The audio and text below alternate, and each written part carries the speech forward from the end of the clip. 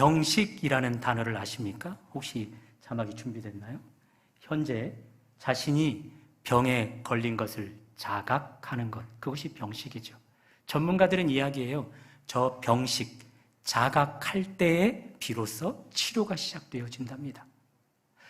예를 들어 보면, 예수님, 저의 내면에 이런 연약함이 있어요. 그것을 제가 자각해요.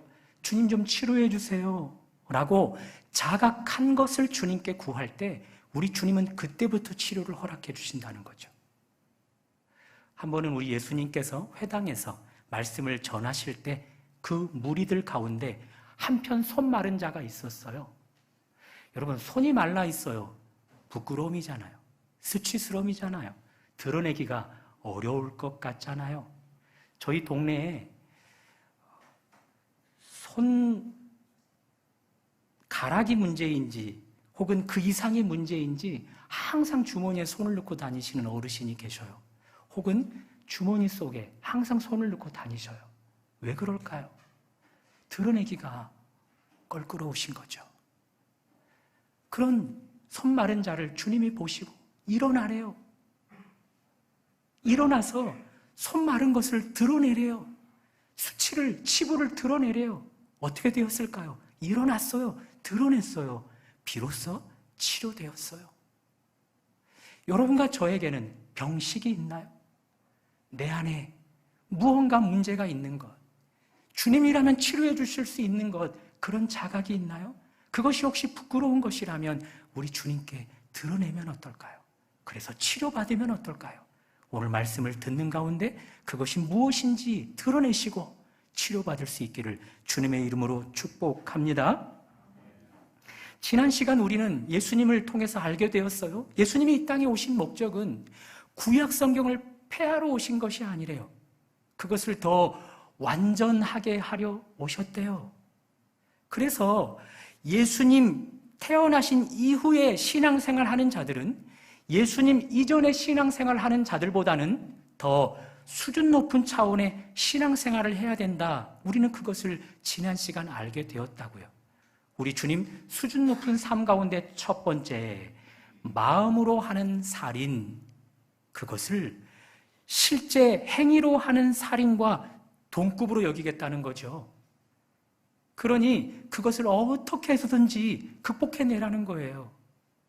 자, 그 설교를 들었던 여러분 중에, 그리고 저는 혹 몇 명이나 죽여왔을까요?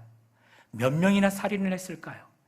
누군가를 미워하고 내 마음속으로 누군가를 욕하고 분노했던 경우로 몇 명이나 죽여왔을까요? 혹은 그 말씀을 들은 이후 내면으로 살인하는 것도 하나님이 살인 행위와 똑같이 취급하시는구나, 그것을 알아 내 안에서 몸부림치면서 그 말씀을 순종했던 분들은 누가 계실까요? 이제 오늘은 두 번째 말씀을 하십니다. 그것은 간음에 대한 내용입니다. 먼저 간음의 사전적 내용을 우리 스크린으로 한번 봐줘 보십시오. 한번 읽어봅니다. 시작. 부부가 아닌 남녀가 성관계를 맺는 것을 말하며 강간이나 간통을 말한다. 자, 이 개념을 이제 여러분이 읽으면 다 이해되실 거라 생각하고요. 자, 우리 주님의 말씀을 한번 들어보자고요. 27절입니다. 또 간음하지 말라 하였다는 것을 너희가 들었으나. 구약 성경에서 10계명 가운데 6계명이 간음하지 말라예요. 너희 그것 들었지, 알고 있지, 그리고 지켜왔지. 그러나 나는 거기서 멈추기보다 더 고차원적인 수준으로 이 말씀을 지켜내기를 원해. 그 주님의 이제 의도입니다. 28절입니다. 한번 다 같이 시작. 나는 너희에게 이르노니 음욕을 품고 여자를 보는 자마다 마음에 이미 간음하였느니라. 이렇게 좀 놀라야 되지 않을까요? 이미 알고 있는 말씀이지만 한번 이렇게 한번 놀라봐 주세요. 시작. 깜짝 놀라야 돼요. 이게 충격이기 때문에요. 예수님의 이 설교를 듣는 회중들 가운데 대부분이 결혼한 사람들이었을 거예요. 그들은 예수님이 간음에 대한 설교를 시작했을 때 에이, 나랑 관계없는 일이네, 그렇게 생각했다고요. 그도 그럴 것이. 나는 배우자 외에는 외도한 일이 없어, 그러니 나 간음하지 않았어 라고 생각했던 자들이었다고요. 그러나 그들 남자를 보고 여자를 보고 마음으로 나쁜 마음을 품었다고요. 마음으로 간음을 행해왔다고요. 그런 그들에게 주님이 말씀하시는 거예요. 마음으로 누군가에게 음욕을 품으면 그것 행동으로 간음한 거랑 똑같이 취급한다. 그것이에요. 그러니 깜짝 놀랄 수밖에요. 예수님의 설교 가운데 결혼하지 않은 싱글들도 있었을 거란 말이에요. 자, 그들도 예수님이 간음에 대해서 이야기할 때 에이, 나랑 관계없는 이야기네. 그도 그럴 것이 그들 중 대다수 가운데는 결혼 밖에서 성관계, 그거 죄임을 알아서 그거 지켜가고 있었던 사람들이 있었다고요. 몸부림치면서 지켜가는 사람들이 있었다고요. 그러나 그들 중 다수는요, 남자를 보고 여자를 보고 음욕을 품는 자들이 있었단 말입니다. 그들을 향해 주님이 말하는 거예요. 네가 간음죄를 졌다. 너 행동으로 옮기지 않았지만 마음으로 간음죄를 졌다. 네가 죄인이다. 그러니 깜짝 놀랄 수밖에요. 자, 그러니 예수님의 설교를 듣는 두 대상 가운데는요, 간음죄에 대한 개념을 느슨하게 또 혹은 그거를 굉장히 관대하게 잡고 있는 사람들은요, 깜짝 놀랐다고요. 이렇게 되었다고요. 제가 법을 전공하지 않아서 법은 잘 몰라요. 그러나 이 정도는 알아요. 한국의 헌법상 개인이 마음으로 나쁜 마음을 품은 것, 그거 죄로 취급하지 않아요. 마음으로 살인했어요? 그들 잡아가지 않아요. 마음으로 간음했어요? 잡아가지 않아요. 그거 개인의 자유라 인정해주고요, 죄로 처벌까지 하는 일은 없다고요. 우리나라 헌법상 말입니다. 그러니 이 헌법 아래 살아가고 있는 대한민국 국민인 여러분과 저는요, 오늘 이 예수님의 말씀 가운데 깜짝 놀라야만 하는 거죠. 법으로는, 세상 법으로는 마음으로 하는 간음 괜찮다, 관용을 베풀어 주는데 우리 주님은 너 그것 죄야, 그렇게 말하니 깜짝 놀라야만 하는 거죠.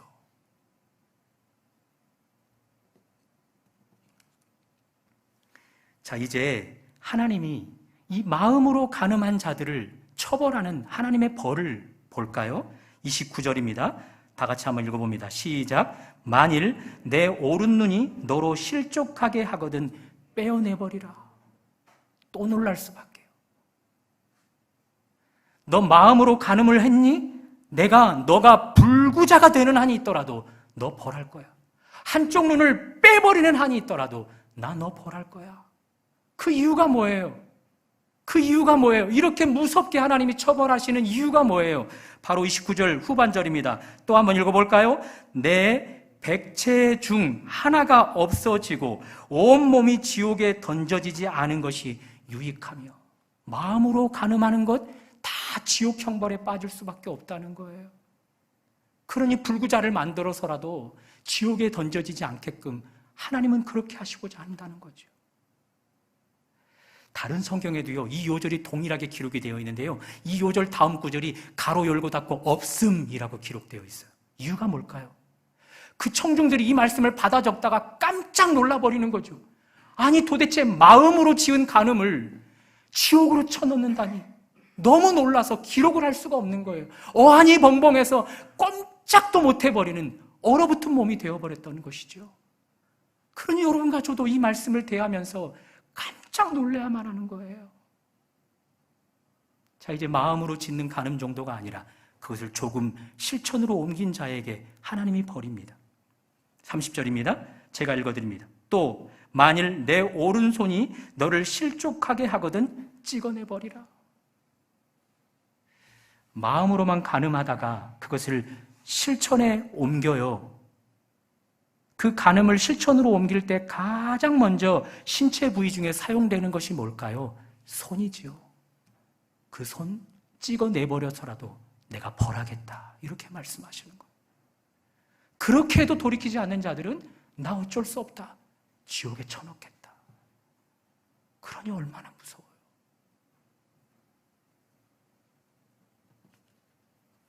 유전무죄, 또 무전유죄라는 말을 여러분과 저는 잘 알고 있잖아요.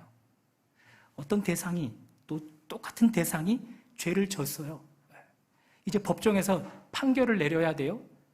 한쪽이에요. 한쪽은요, 대기업 총수예요. 재벌가예요. 돈이 너무 많아요. 죄를 졌음에도 불구하고 이 사람이 가진 배경 때문에 처벌을 무죄하다라고 처벌을 내려버려요. 돈이 있어서 무죄 판결을 받았다고. 동일한 죄를 졌어요. 이 사람은 가난해요. 가진 것이 하나도 없어요. 누군가가 변호해 줄 사람도 없어요. 법정에서 판결을 내리는데 가진 것이 없다라는 이유만으로 죄 있다, 무거운 벌을 내려버려요. 자, 이런 일들을 역사 가운데 우리는 경험하며 살아왔어요. 그런 모습을 보면 우리 분노하잖아요. 우리 마음속에 화가 일어나잖아요. 어떻게 그렇게 공정하지 않은 판결을 내릴 수 있냐. 그런 마음 때문에 말입니다. 또 우리는 솜방망이 처벌도 잘 알고 있지요. 매우 유명 인사예요. 정치인이에요. 그런 배경을 가진 자를 법정에서 판결을 내릴 때 그의 배경을 보고 함부로 무거운 벌을 못 내려요. 그래서 솜방망이 처벌이라는 것처럼 낮은 수준의 처벌만을 내려요. 그런 일들을 보면 우리 분노한다고요. 이런 법정을 보면서 우리 분노해 왔다고요. 자, 하나님이 판결자예요. 재판장이셔요. 우리 하나님은 마음으로 간음하는 자, 그것을 행동으로 간음하는 자들 가운데서 누군가에게 차등을 두실까요? 하나님 잘 믿네? 그러니 너는 마음의 간음, 내가 죄 없다라고 해줄게. 그런 일 있을까요? 너 하나님 안 믿는구나. 그러면 너의 마음의 간음은 내가 지옥에 쳐넣겠다. 그러면서 차등을 주실까요? 아니요. 너 하나님 나라를 위해서 애를 썼구나. 그러니 너 간음의 죄 용서해 주겠다 하실까요?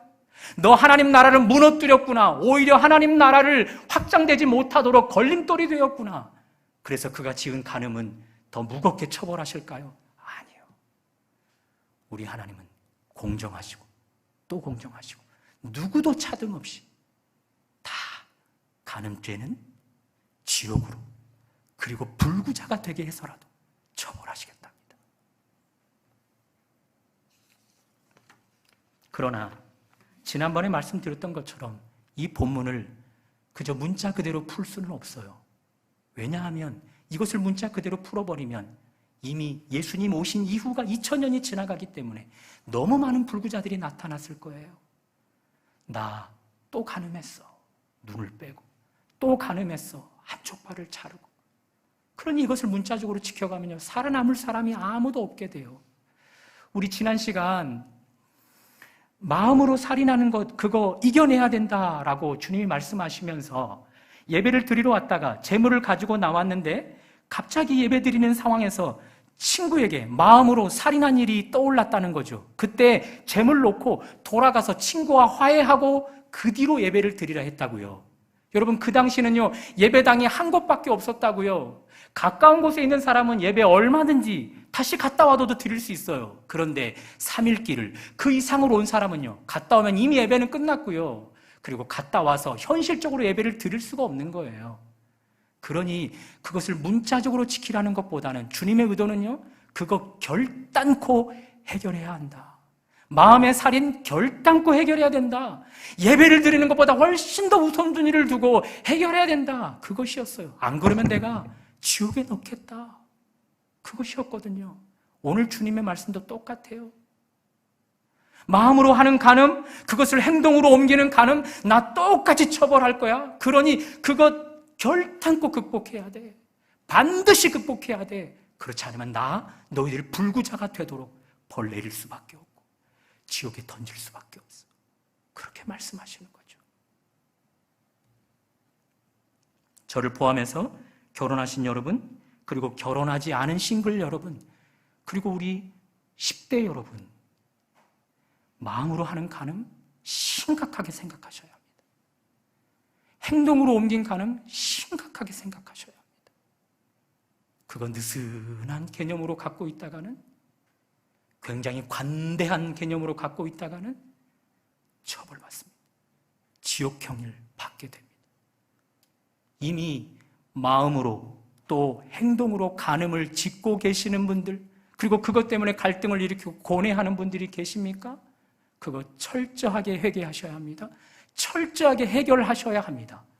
내가 그런 간음 저질렀음에도 불구하고 주님이 나에게 그때그때 벌하지 않던데요? 그것 때문에 혹 미온적인 태도로 방치해 두고 있습니까? 여러분, 그때가 제일 무섭습니다. 하나님은 불꽃 같은 눈동자로 우리의 모든 삶을 셈하고 계셔요.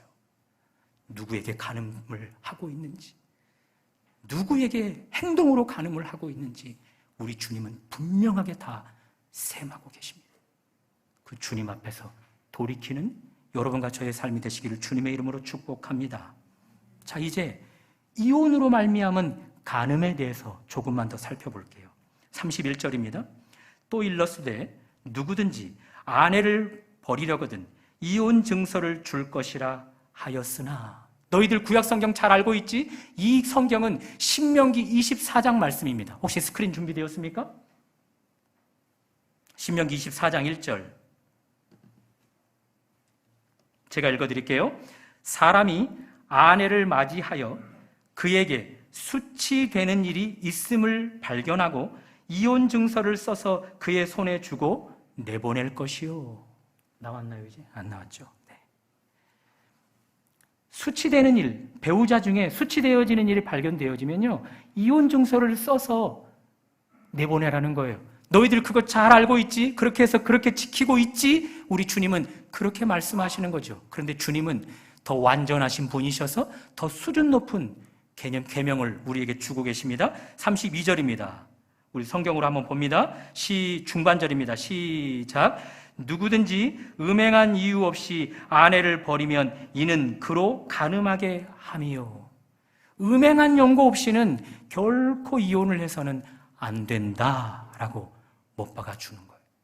예수님이 오시기 전까지 이 신명기 14장 1절 말씀을 연구하는 성경학자들이 많았어요.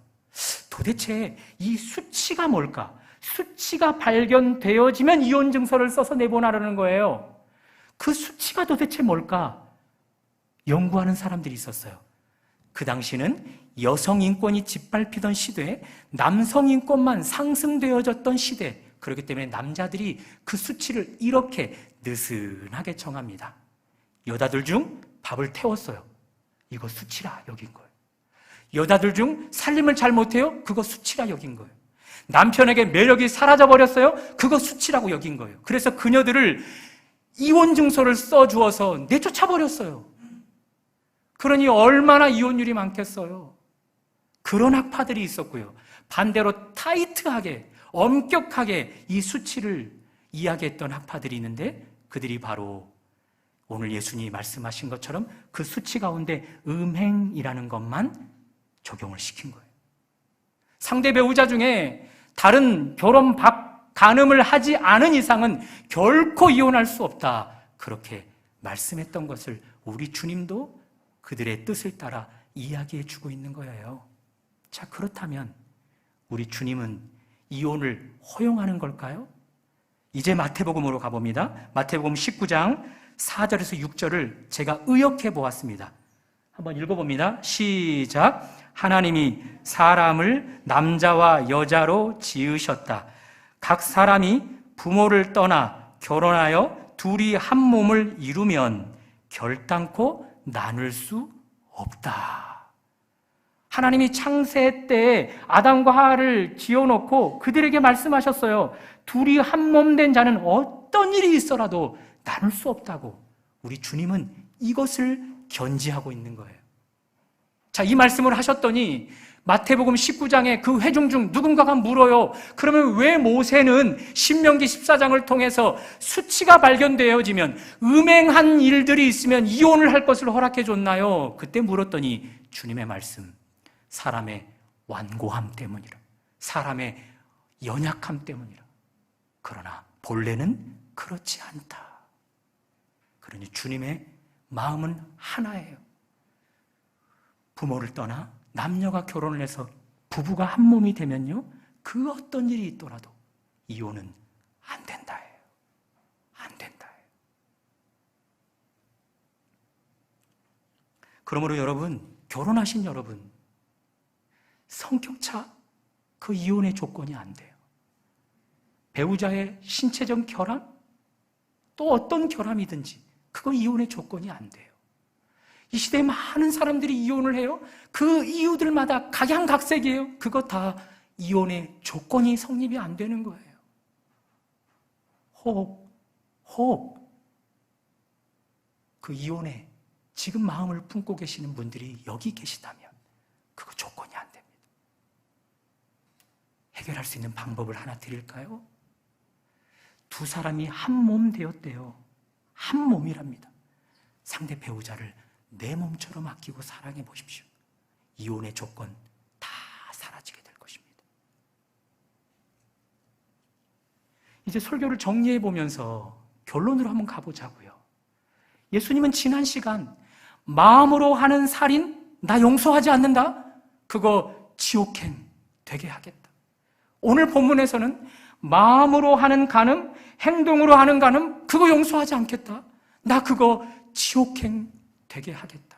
왜 이렇게 주님은 엄격한 처벌을 내리시겠다고 하는 걸까요? 한번 따라해 보실래요? 내가 누구인지 좀 알라.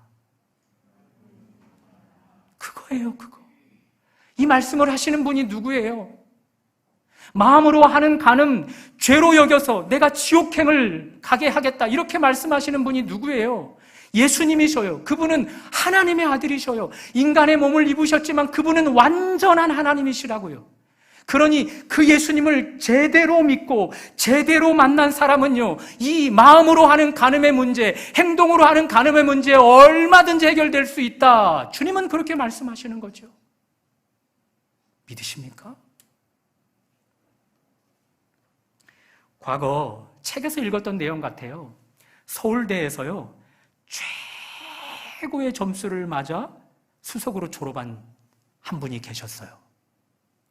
타의 추종을 불가할 정도로 지적인 사람이었어요. 학교에서 탐을 냈죠. 우리가 당신 어디든지 가고 싶은 학교 말만 해라. 그 유학비 다 대주겠다. 다만 돌아와서 서울대 교수가 되어 다오. 그것이 조건이었어요. 여러분과 제가 그런 지적인 머리를 가진 주인공이라면 그 제안 어떻게 하실래요? 이분은 단호하게 거절했습니다. 이유는 딱 하나. 내 이 지식 하나님이 주신 것입니다. 나 이것 하나님께 사용할 것입니다. 공부 못해서 공부 포기한 자들에게 가르쳐서 그들에게 예수님 믿게 해서 그들이 하나님 안에서 얼마든지 큰 꿈을 꿀 수 있도록 할 것입니다. 그것 때문에 내려놓겠답니다. 자, 학교 측의 최고의 석학들이 이 분에게 뭐라고 했을까요? 혀를 차는 거죠. 하나님 같은 소리 좀 하지 말라고. 하나님 같은 소리 좀 하지 말라고. 종교, 하나님 따위 자기 힘으로 살아갈 수 없는 존재들이나 의지하는 대상 아니겠는가? 당신 스스로 살아갈 힘이 없는가? 우리가 키워주겠다. 그러니 하나님을 믿지 말고 우리를 믿어라. 여러분, 최고의 석학들이 하나님을 그렇게 무시하고 있어요. 무능력한 존재로 여기고 있어요. 보이지 않는다고 너무너무나 함부로 여겨요. 저평가하고 있다고요. 우리가 믿는 하나님이 그래요? 우리가 믿는 하나님이 그래요? 내가 믿는 하나님이 그래요? 그런 하나님이에요? 무능력한 하나님이에요? 아니에요. 그러니 이 하나님 앞에 우리가 제대로 신앙생활만 하면요, 이 하나님 앞에 온전하게 깨어지기만 하면요, 우리가 성적으로 연약한 것들 그것 완전하게 벗어낼 수 있는 거예요. 주님은 그것을 말씀해주고 있는 거죠. 그래서 사도 바울은 이제 한 차원 더 나가는 이야기를 해줍니다. 한번 다 같이 읽어보면 좋겠는데요. 혹시 고린도전서 말씀이 스크린으로 준비됐나요? 네, 고맙습니다. 한번 읽어봅니다. 시작. 만일 어떤 형제에게 믿지 아니하는 간음한 아내가 있어 남편과 함께 살기를 좋아하거든 그를 버리지 말라. 앞에서 말씀드렸잖아요. 예수님도 간음한 상황일 경우는 이혼 조건이 된다라는 말씀을 하셨는데 바울은 한 차원 더 나가요. 여기 앞에 있는 단어 중에 어떤 형제는요, 믿는 형제예요. 그런데 그 배우자가 간음했어요. 결혼 막 간음을 했다고요. 그 여인이 남편을 버리지 않겠다 하면요, 버리지 말래요. 아니, 남편과 함께 살고 싶다는 거예요. 나 용서해달라고 용서를 구했다고요. 그러면 버리지 말래요. 여러분이 이 상대 배우자라면 가능하겠어요? 계속 읽어봅니다. 시작. 어떤 여자에게 믿지 아니하는 간음한 남편이 있어 아내와 함께 살기를 좋아하거든 그 남편을 버리지 말라. 이제는 역전되었어요.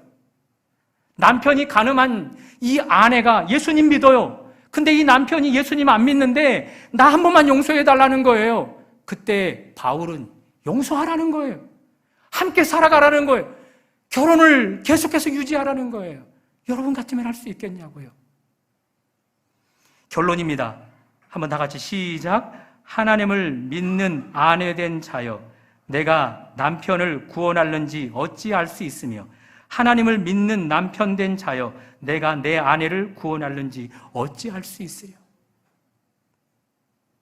하나님을 제대로 알고 믿기만 하면 주님이 우리 안에 주시는 능력, 힘 때문에 간음한 배우자라도 품고 살아갈 수 있는 거예요. 억지로 살아가게 하려고 우리 주님이 이런 말씀 주시는 걸까요? 아니죠. 얼마든지 그 상황 속에서도 하나님이 부부로 맺어주신 행복함을 누릴 수 있게끔 하시는 거죠. 누가요? 하나님이에요. 누가요? 하나님이에요.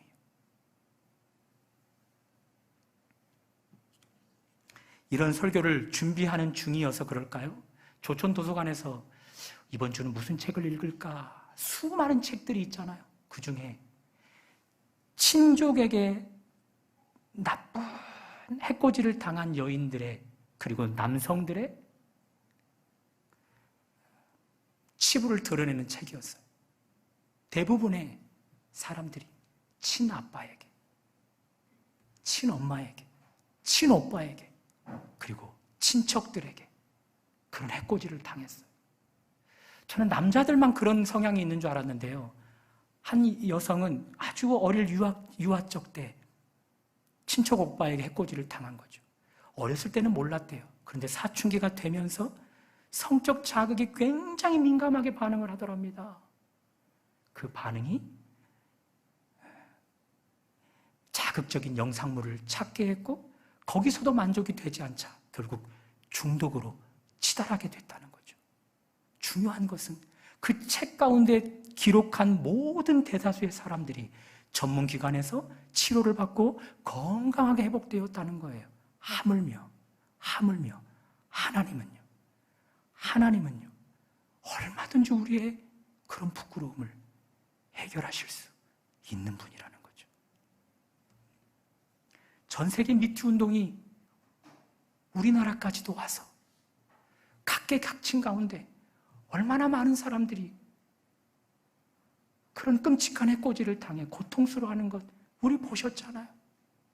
이 나라가 이미 성적인 노예로 전락되어 있는 이 시대를 우리가 살아가고 있어요. 점점 이혼하는 부부들이 많아지고 점점 재혼하는 부부들이 많아지고 교회 안에서도 이혼하는 부부들이 재혼하는 부분들이 있어져요. 성직자, 교육자들까지도, 목회자들까지도 이혼하고 재혼하는 일들이 더 많아지는 추세예요. 배우자가 운명을 달리해서 이혼하고 재혼한 문제라면 괜찮지요. 배우자가 결혼 밖에서 간음한 일들로 이혼했다면 우리 하나님도 괜찮다 하시겠죠. 그러나 그런 이유가 아닌 채 재혼한 부부들은요. 그런 사람들이 많아지고 있다고요. 그래서 오늘 이 설교를 해야 될까 말아야 될까 고민했어요. 망설였어요. 더더욱 우리 10대들이 있어서 이런 설교를 해야 될까 말아야 될까 망설였어요. 그러나 감사한 건 이미 우리 10대들 학교에서 우리가 하는 것보다 훨씬 더 적나라하게 훨씬 더 깊이 성교육을 배우고 있어요. 오늘 이 정도 수준은 이미 다 알고 있는 친구들이에요. 그리고 더더욱 이 설교를 할까 말까 망설였던 이유는 저 때문이에요. 제가 이 영역이 약하거든요. 제가 이 영역 가운데 많이 흔들려 봤고 많이 넘어져 봤거든요. 그래서 오늘 저는 여러분에게 이 말씀을 선포하기보다 저에게 먼저 선포하는 것입니다. 오늘 저의 설교가 여러분들에게도 적용이 되는 설교라면 받으실 수 있으면 좋겠습니다. 병식, 내가 지금 병에 들린 것을 자각할 때 그때부터 치료가 허락되어진답니다. 우리 주님은 회중 가운데 있는 손 마른 자를 일어나게 하셨어요. 그 부끄러운 수치를 드러내라 하셨어요. 그때부터 치료를 허락하신 거예요. 마음으로 하는 간음, 행동으로 하는 간음, 이거 우리의 부끄러움이고 수치인데 그걸 우리 주님이 드러내래요. 드러내랍니다. 지옥으로 우리를 떨어뜨리게 하는 그거 드러내랍니다. 그때부터 우리 주님이 치료하시겠다 말씀하십니다.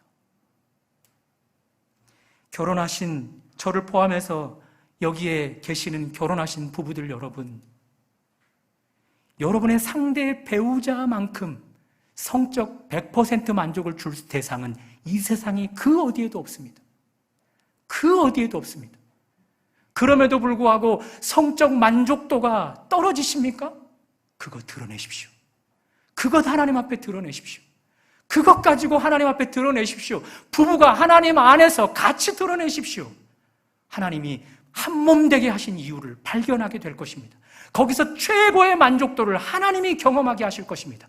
그래서 하나님 나라 가서 여러분과 예수 그리스도와 함께 신랑 신부로 만나 이 땅에서 누렸던 그 가장 부부로서의 아름다운 친밀함을 하나님 나라에서 경험하게 하실 것입니다.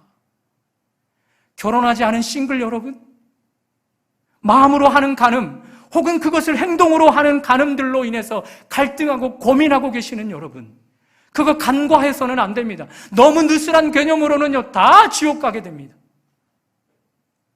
그것이 나를 중독으로 빠지게 하고 공중권세 잡은 자에게 성노예로 전락하게 만들어버립니다. 어떻게 해야 할까요? 드러내십시오. 예수님께 드러내십시오. 우리 주님이라면 그것 얼마든지 해결하실 수 있습니다. 그것 얼마든지 해결할 수 있습니다. 오늘 말씀을 듣는 가운데 이 부분이 나의 부끄러움이요, 나의 치부라면 드러내실 수 있기를 주님의 이름으로 축복합니다.